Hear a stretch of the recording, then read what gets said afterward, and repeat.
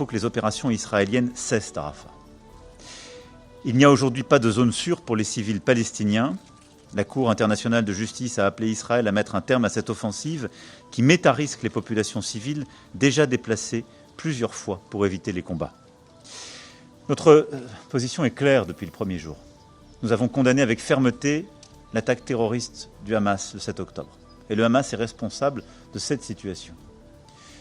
Nous avons reconnu le droit d'Israël à se défendre, mais en respectant, comme toute démocratie, le droit international, le droit humanitaire.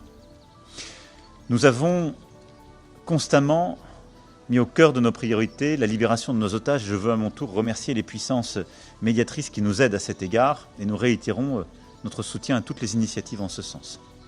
Mais dès le mois d'octobre, nous avons appelé à un cessez-le-feu car nous voyons bien que la réponse face au terrorisme du Hamas ne peut pas être une opération terrestre qui continue.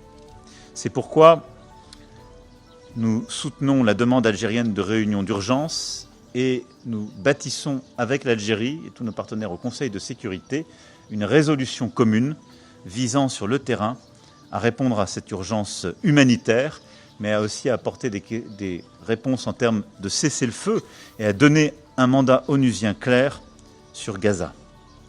La sortie plus largement, et c'est le dernier point important de réponse que nous apportons depuis le premier jour, ne peut être que politique.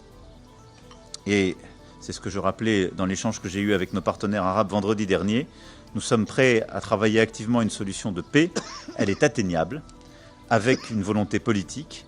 Elle passe par un chemin, celui du jour d'après, pour Gaza, plus largement pour un État palestinien, ce qui suppose beaucoup de réformes, des évolutions, un équilibre régional, des éléments de sécurité garantis pour Israël.